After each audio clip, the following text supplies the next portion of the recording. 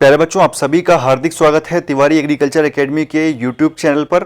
और जैसा कि आप सभी को पता है, उत्तर प्रदेश संयुक्त कृषि एवं प्रौद्योगिकी विश्वविद्यालय के द्वारा जो प्रवेश परीक्षा कराई गई थी यूपी कैडेट की, इसकी काउंसलिंग चल रही है। और जैसा कि हमने आपको बताया था, जैसे ही कोई काउंसलिंग की अपडेट आएगी, सबसे पहले आपको तिवारी एग्रीकल्चर एकेडमी के टेलीग्राम चैनल और YouTube चैनल पर सबसे पहले मिलेगी। तो इस वीडियो को लास्ट तक देखिएगा। जिन लोगों ने अप्लाई किया हुआ है काउंसलिंग के लिए, या जो लोग आगे दूसरी काउंसलिंग में बैठना चाह रहे हैं, उनके लिए भी ये वीडियो बहुत ज़्यादा इंपॉर्टेंट है। तो अभी ये लेटेस्ट आज 20 तारीख है बच्चों, और ये 20 तारीख को ही नोटिफिकेशन चंद्रशेखर आजाद कृषि विश्वविद्यालय के द्वारा दिया गया है। प्रथम ऑनलाइन काउंसलिंग संबंधित जो सूचना है, ये आज ही दी गई है। ठीक है, तो यहां पर जो भी इंपॉर्टेंट बातें हैं, आपके लिए महत्वपूर्ण है, वो सारी हम लोग डिस्कस करेंगे। एक एक बात को बहुत ध्यानपूर्वक सुनिएगा।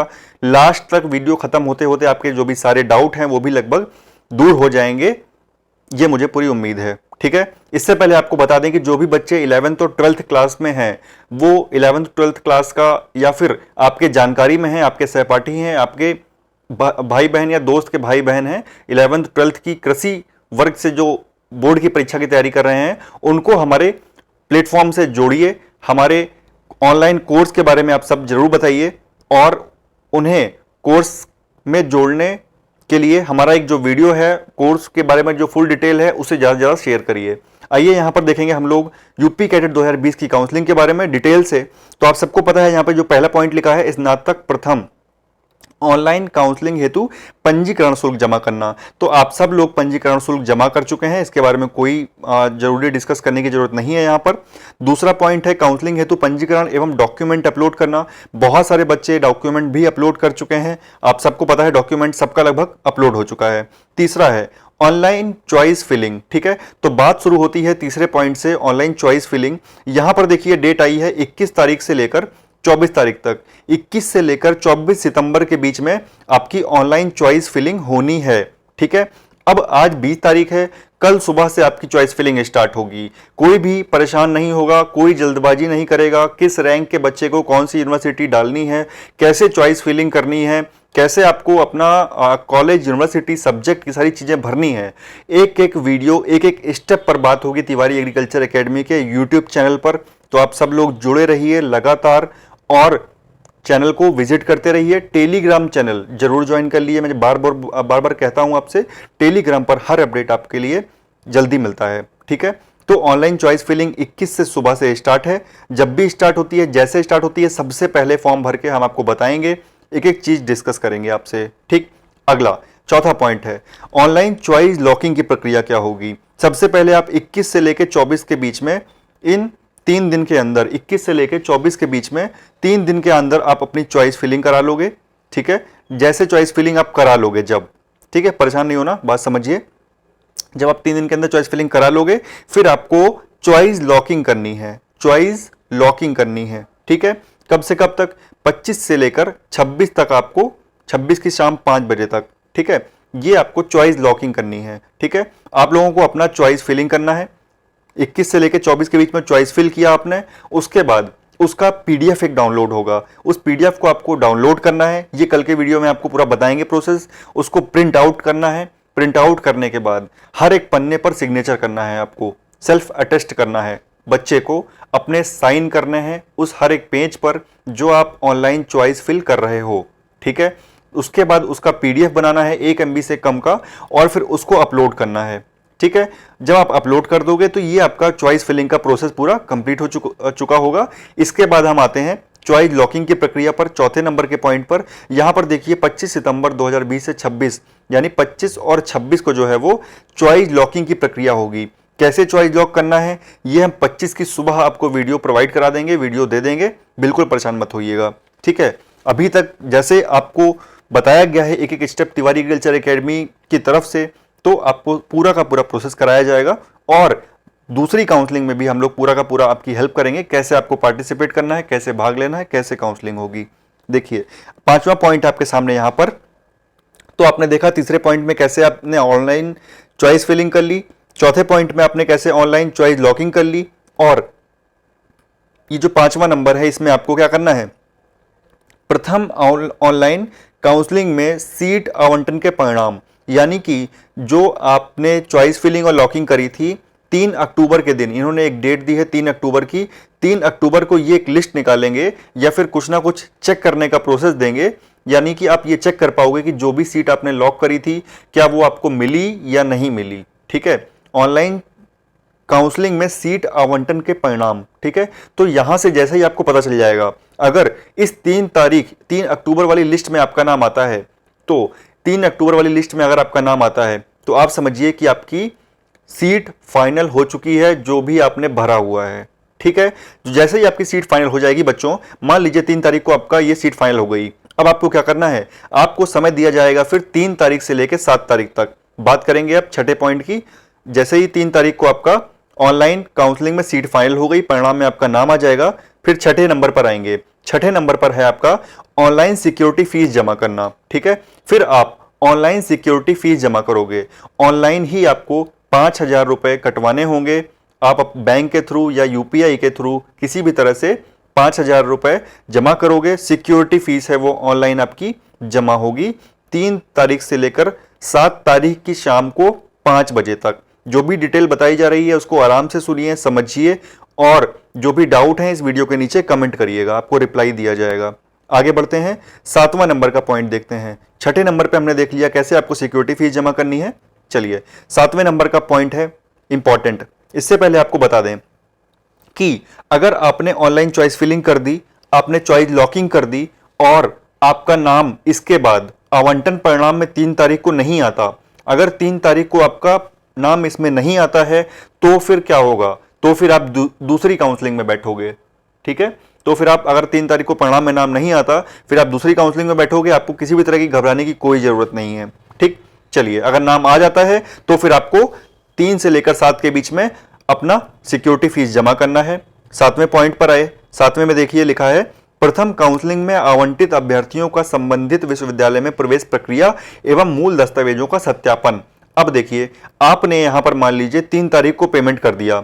ठीक है, 3 तारीख को पेमेंट करने के बाद 3 तारीख को जैसे पेमेंट कर दोगे उसके बाद जो है वो आपको कहां जाना है, 5 से लेकर 9 अक्टूबर के बीच में, 5 से लेकर 9 अक्टूबर के बीच में आपको अपनी जो भी यूनिवर्सिटी में जहां पर सीट मिली है आपको, उस यूनिवर्सिटी में जाइए, अपने मूल दस्तावेजों को लेकर जाइए, जो मूल आपके जो ओरिजिनल पेपर हैं, सारे के सारे डॉक्यूमेंट हैं ओरिजिनल, ताजे जो नए बने हुए हैं उनको आप लेकर जाइए। वहां पर आपके सारे वेरीफाई होंगे डॉक्यूमेंट, वहां पर देखे जाएंगे।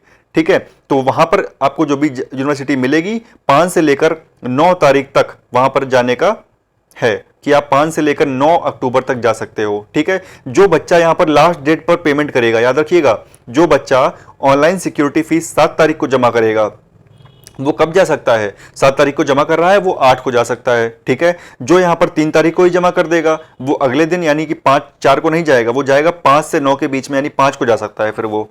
ठीक है, चलिए आगे बढ़ते हैं। उम्मीद है 7 के 7 पॉइंट आपको समझ में आए होंगे, नहीं समझ में आए हैं तो आप दोबारा से वीडियो को आराम से देखिए, स्पीड को अपने अनुसार कंट्रोल कर लीजिए। ठीक है, आगे बढ़ते हैं।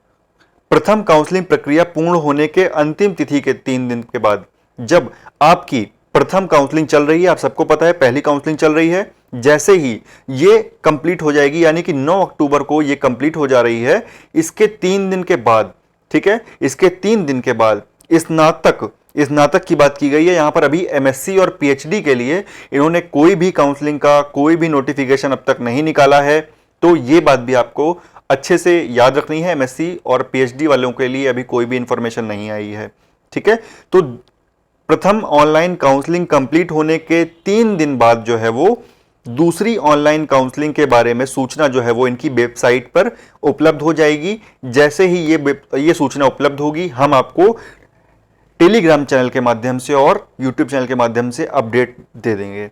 अतः नियमित आप वेबसाइट देखते रहें, ये बात कहना चाह रहे हैं कि 3 दिन के बाद आ जाएगा। ठीक है, ये काउंसलिंग पहली जैसे पूरी होती है, इसके 3 दिन के बाद सेकंड काउंसलिंग स्टार्ट होगी। तो जिनका कैंसिल हो जाता है इस काउंसलिंग में वो बच्चे अभी परेशान नहीं होंगे।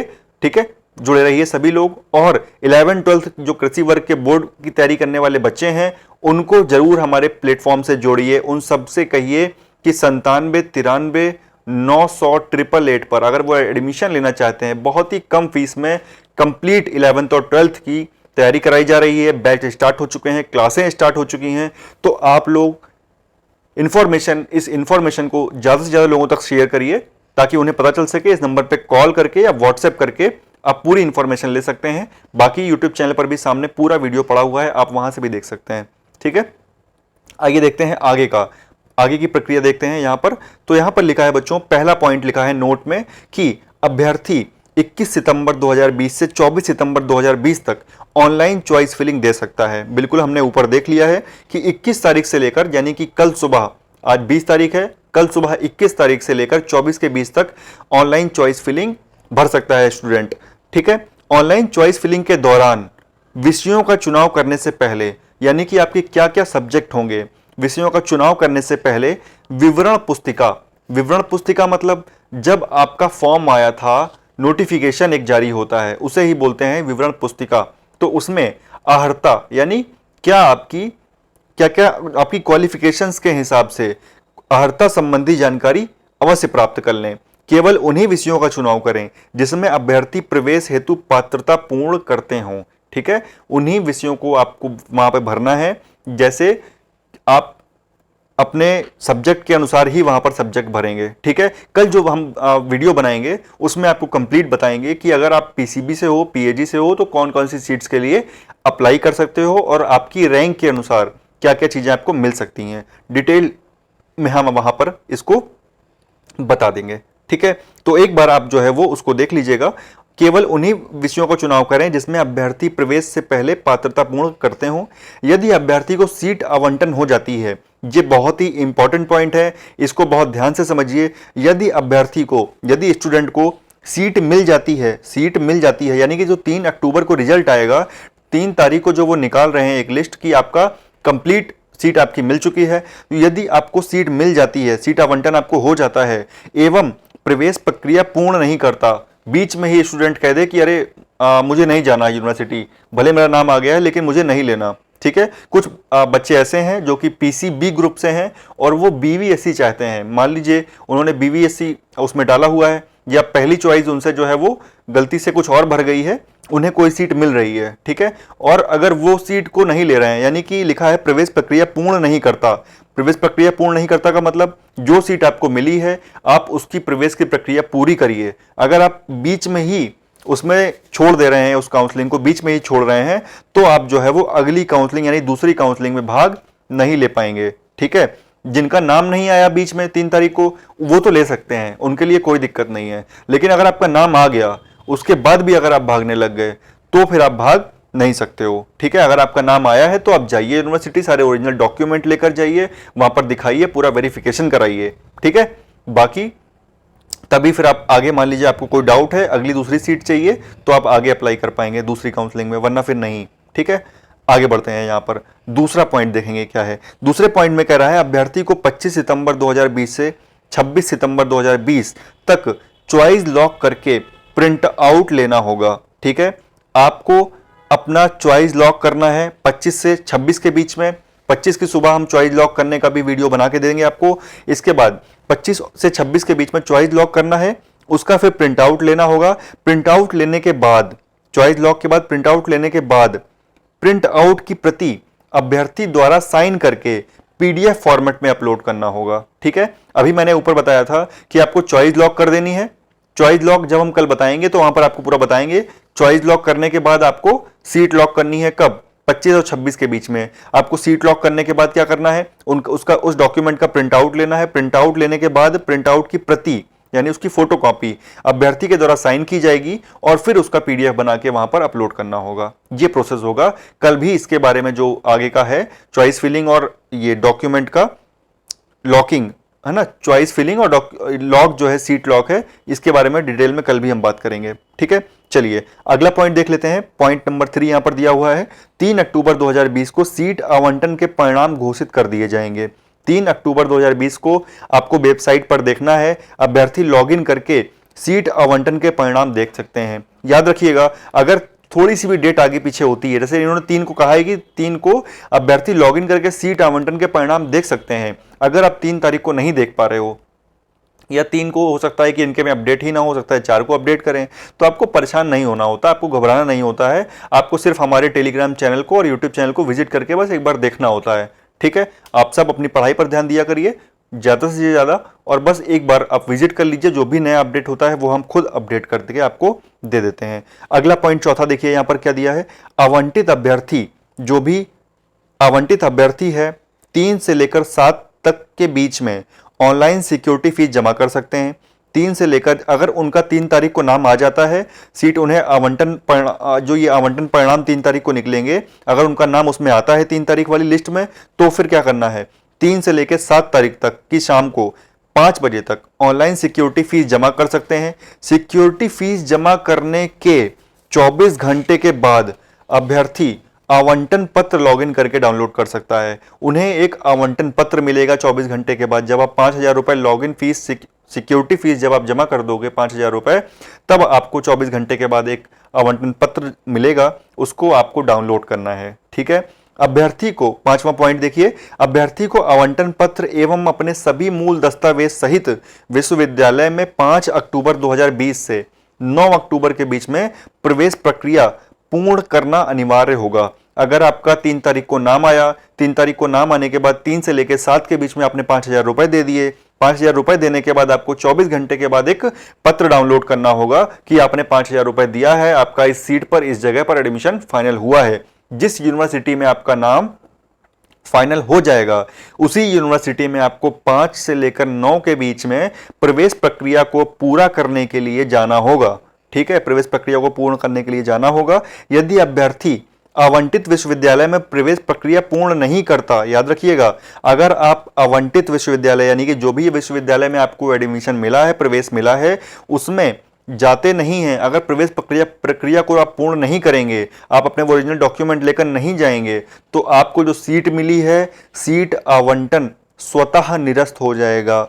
अपने आप जो है वो आपकी सीट कैंसिल हो जाएगी और दूसरे को दे दी जाएगी। ठीक है, इसलिए याद रखिए, अगर आपका नाम आता है 3 तारीख को, तो आप 5 से लेकर 9 अक्टूबर के बीच में वहां पर जाइए अपने ओरिजिनल डॉक्यूमेंट लेकर, और अपनी सीट अपने पास रिजर्व करिए, अपनी सीट सुरक्षित करिए। ठीक है, 6ठा पॉइंट देखिए, प्रवेश प्रक्रिया पूर्ण करने के बाद अभ्यर्थी अपग्रेडेशन के लिए आवेदन दे सकते हैं। अभ्यर्थी केवल एक बार अपग्रेडेशन के पात्र होंगे। मतलब क्या है इसका, मान लीजिए अपग्रेडेशन क्या होता है, मान लीजिए कि आपका एडमिशन बांदा यूनिवर्सिटी में हो जाता है। ठीक है, आपने अप्लाई किया, आपका जो है वो 3 तारीख को रिजल्ट आया कि आपका नाम उसमें है, फिर आप बांदा यूनिवर्सिटी गए, आपने सारे ओरिजिनल डॉक्यूमेंट दिखाए, और डॉक्यूमेंट दिखाने के बाद वहां पर आपने कहा कि मैं जो है वो अपग्रेडेशन के लिए अप्लाई करना चाहता हूं, और आपका एडमिशन हुआ था बीएससी एग्रीकल्चर की सीट पर, बांदा में हुआ था।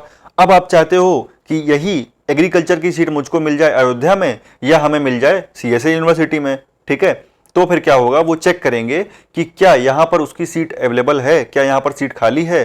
तो आपको क्या करेंगे, आपकी सीट को बांदा से उठा के क्या करेंगे, आपको जाके बैठा देंगे जहां पर आप मांग रहे होगे। ठीक है, आपको उसी फीस में आपको जो है, जो भी चीजें आप मांग रहे होगे, यानी कि आपको अपग्रेडेशन इसी को बोलते हैं, कि जो चीज आप मांग रहे हो एक बार आपको मिलने के बाद फिर उसको दोबारा से आपको वही दे दी जाएगी, कि आपको बांदा से उठा के सीएसए भेज दिया जाएगा, या फिर जहां भी आप मांग रहे होगे वो यूनिवर्सिटी आपको दे दी जाएगी। ठीक है, और बांदा अगर सीट आपको खाली होगी, याद रखिएगा, अगर जहां पर आप मांग रहे हो, सीएसए मांग रहे हो, चाहे मेरठ मांग रहे हो, चाहे अयोध्या मांग रहे हो, जहां भी यूनिवर्सिटी में सीट खाली होगी तभी आपको मिलेगी अपग्रेडेशन में। अगर सीट नहीं खाली है तो आपको कहा जाएगा जहां मिल गई है चुपचाप वहीं बैठिए, ज्यादा परेशान मत होइए, यहीं पढ़ाई करनी होगी 4 साल अब। ठीक है, तो अगर सीट खाली होगी तो आपको उठा के जहां भी आप मांगोगे दे दिया जाएगा, और बांदा में तो फिर आपकी सीट खाली हो जाएगी, फिर वहां पे वो दूसरे बच्चे को रख लेंगे। बात समझ में आई? तो ये रहेगा इसका पूरा का पूरा प्रोसेस। और आज ये जो है कुल सचिव के द्वारा, ये देखिए आपको सिग्नेचर है, 28 तारीख को आज ये पूरा का पूरा नोटिफिकेशन निकाला गया है। इस नोटिफिकेशन को अभी मैं टेलीग्राम पर भी अपडेट कर दूंगा, टेलीग्राम से आप इसको पूरा डाउनलोड कर सकते हो। कोई दिक्कत आती है इस वीडियो के नीचे कमेंट करिए। और बच्चों 11th और 12th एग्रीकल्चर के जो बोर्ड के विद्यार्थी हैं, उन सभी को ये सूचना पहुंचा दीजिए कि तिवारी एग्रीकल्चर एकेडमी के ऑनलाइन डिजिटल प्लेटफॉर्म के द्वारा बेहतरीन शिक्षा दी जा रही है। सस्ती शिक्षा हर घर तक पहुंचे, यही हमारा लक्ष्य है। और जो एग्रीकल्चर के क्षेत्र में जो क्रांति लाने का जो हमारा सपना है, वो आप सबके साथ ही मिलकर संभव है। तो आप सब लोग इस जानकारी को ज़्यादा से ज़्यादा लोगों तक पहुंचाइए कि 11th और 12th एग्रीकल्चर बोर्ड के विद्यार्थी घर बैठे बेहतरीन तैयारी कर सकें, जो चीज़ें उन्हें सुविधाएं गांव में अब तक नहीं मिल पाई हैं उसका उन्हें मौका मिले। तो डिजिटल बोर्ड के माध्यम से आपको क्लास कराई जाएगी, एक एक चीज, एक एक फिगर को चित्र के माध्यम से समझाया जाएगा बेहतरीन आपके दिमाग में, ताकि वो चीजें छप सकें। और ये नींव है बच्चों, जैसे नींव मजबूत होती है ना, जैसे घर बनाते हैं तो नींव मजबूत करते हैं, वही चीज है ये। जब आपकी नींव मजबूत हो जाएगी, 11th और 12th बोर्ड, जब ये कृषि के छात्र जो हैं, जब ये 11th और 12th बोर्ड नीचे बेसिक इनका अच्छा हो जाएगा, उसके बाद जब ये आगे यूपी कैडेट की दीवार खड़ी करेंगे उस पर, तो बहुत ही अच्छा रैंक लेकर आएंगे, ये यूपी कैडेट के एग्जाम में बहुत अच्छा कर पाएंगे। तो आगे चल के इन बच्चों का भविष्य बेहतर होगा और यही मेरी जीत होगी और इसी में मेरी खुशी होगी कि हमारे पढ़ाए हुए बच्चे, तिवारी एग्रीकल्चर एकेडमी के द्वारा पढ़ाए हुए बच्चे आगे चल के यूपीएससी, बैंक और अलग अलग सेक्टर्स में ज्वाइनिंग लेंगे। कैसे आगे का प्रोसेस होगा बच्चों, ये आप टेलीग्राम चैनल पर लगातार जुड़े हुए हैं हमारे साथ, तो आगे का जो भी प्रोसेस होगा, कैसे तैयारी करी जाती है, कैसे आगे का सफर आगे तय होगा, हर एक चीज डिस्कस करेंगे। कभी कोई दिक्कत होती है तो आपके पास, सबके पास नंबर है 97 93 900 888, यही नंबर आप दे दीजिए। 11th और 12th में जो भी बच्चे ज्वाइन करना चाहते हैं बैच में, उन सब तक शेयर कर दीजिए। बहुत सारी चीजें मैंने शेयर करने को दिया है टेलीग्राम पर, तो आप उन्हें भी शेयर करते रहिए। ठीक है बच्चों, कल सुबह मिलेंगे हम पूरा कंप्लीट चॉइस फिलिंग के वीडियो के साथ।